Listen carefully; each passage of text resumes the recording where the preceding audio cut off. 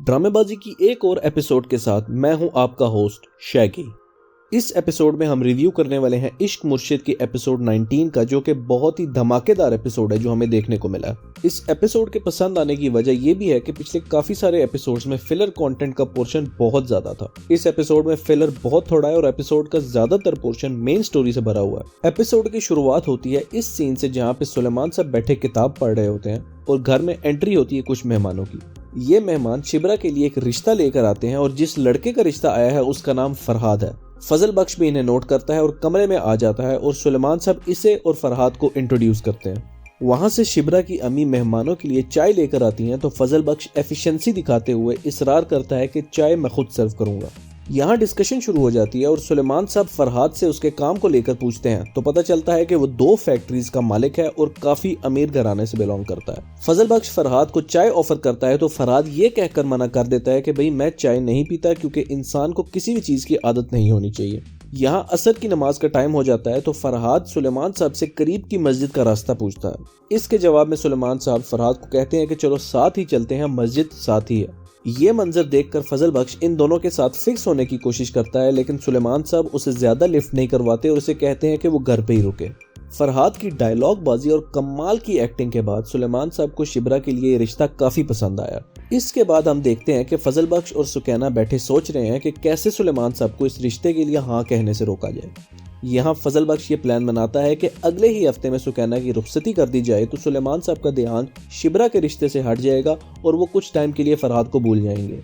उस तरफ सुलेमान साहब अपनी बेगम के सामने फरहाद की तारीफों के पुल बांध रहे होते हैं कि भाई मुझे तो बच्चा बड़ा टैट लगा, इंतहाई मिलनसार और शरीफ लौंडा है। ये सुन के सफिया काफी गंदी सी शक्ल बना लेती है क्योंकि वो ऑब्वियसली ये चाहती है कि शिब्रा की शादी फजल बख्श से हो जाए। वो इस ख्वाहिश का इजहार खुलकर तो नहीं कर सकती, लेकिन सुलेमान साहब को हिंट देने के लिए फजल बख्श का जिक्र जरूर छेड़ देती है कि उसकी शादी का भी कुछ सोचें।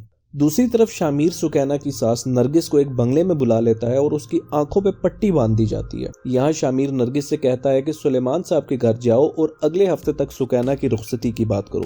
ये सुन के नरगिस ड्रामेबाजी करने लग जाती है कि भाई इतनी जल्दी ये सब करना मुमकिन नहीं है क्योंकि इस सब में बहुत सारा पैसा लगता है। शामिर नरगिस को 75 लाख रुपए देने का बड़ा ऐलान करता है और उसे मना करता है कि वो शादी का 1 रुपया भी सुलेमान साहब से नहीं लेगी। ये बात सुनकर नरगिस के मुंह से राल टपकने लग जाती है और वो रुखसती के लिए मान जाती है। नरगिस ये ऑफर जेब में डाल के सीधा अपने भाई के घर लैंड करती है और अगले ही हफ्ते सुकैना की रुखसती की बात करती है। सुलेमान साहब और उनकी फैमिली काफी हैरान होते हैं कि अचानक से कैसे नरगिस रुखसती की बात कर रही है और सब खर्चा भी खुद करने की बात कर रही है।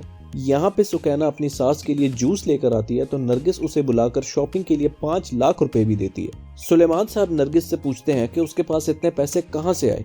इसके जवाब में नरगिस सुलेमान साहब को बताती है कि उसने सुकैना की रुखसती के लिए अपना एक प्लॉट सेल कर दिया है, जबकि असल में वो पैसे नरगिस को शामिर सिकंदर ने दिए हैं। रुखसती की तैयारी करने के लिए शिब्रा और फजल बख्श शॉपिंग करने चले जाते हैं। यहाँ फजल बख्श दुकान से बाहर आता है तो उसकी नजर महरीन पे पड़ती है, जिसको पहले से ही पता होता है कि शामिर फजल बख्श बन के शिब्रा के साथ शॉपिंग पे आया हुआ है। ये सारी इन्फॉर्मेशन महरीन को शामिर का दोस्त फराज दे रहा है, जिसका जिक्र मैंने लास्ट एपिसोड के रिव्यू में भी किया था। खैर, महरीन को देखते ही फजल बख्श वापस दुकान में घुस जाता है और महरीन से बचने के लिए मुंह पे मास्क पहन लेता है। शिब्रा दुकान से बाहर आती है तो महरीन शिब्रा से मिलने के लिए पहुंच जाती है और उसे बताती है कि उसने शिब्रा की वीडियो इंटरनेट पे देखी थी और वो शिब्रा की दलेरी को सलाम पेश करती है। वक्त ज्यादा न होने की वजह से शिब्रा फजल बख्श को दुकान से जल्दी बाहर निकलने का कहती है और वो शिब्रा के साथ चल देता है। इस पॉइंट पे महरीन को कंफर्म हो जाता है कि शामिर सबको बेवकूफ बना रहा है, लेकिन वो अब तक खामोशी का मुजाहरा करती है। शामिर फराज के घर पहुंच जाता है उससे डिस्कस करने के लिए कि उसे महरीन ने शिब्रा के साथ मॉल में देख लिया है। ये बात शामिर को नहीं पता कि ये सब महरीन को फराज नहीं बताया। शामिर फराज को महरीन के घर जाने का कहता है और उसे कहता है कि वो मालूम करे कि महरीन शिब्रा और फजल बख्श के बारे में कितना जानती है। फराज पहले तो मना कर देता है, लेकिन फिर शामिर के कहने पे महरीन के घर चला जाता है। वहाँ फराज को शामिर की कॉल आती है और महरीन फराज से कहती है कि वो शामिर की कॉल स्पीकर पे उठाए। महरीन फराज और शामिर की सब बातें सुन लेती है और शामिर को अभी तक इस बात का नहीं पता कि महरीन सब जानती है। यार, अगर तुम मेरे चैनल पर नए हो तो कर दो लाइक और सब्सक्राइब। इसके साथ साथ मेरी हर आने वाली वीडियो के बारे में अपडेट रहने के लिए बेल आइकन को भी दबा दो। मैं इश्क मुर्शिद के सब आने वाले एपिसोड्स का रिव्यू अब तक लेकर आ रहा हूँ। अब आते हैं वापस अपने टॉपिक की तरफ। जाते हुए महरीन फराज से कहती है कि वो उसे शिब्रा के घर का एड्रेस देकर जाए और फराज उसे वो एड्रेस दे देता है। उधर महरीन सारी स्टोरी लेकर शामिर के अबू दाऊद खान के पास पहुंच जाती है और उसे एतमाद में लेकर सब कुछ बता देती है। महरीन और दाऊद खान कोई सीक्रेट प्लानिंग करते हैं कि कैसे शामिर और शिब्रा को अलग किया जाए और यहाँ हो जाता है एक और एपिसोड का दी एंड। मिलते हैं नेक्स्ट एपिसोड के साथ, तब तक के लिए स्टे ट्यून्ड।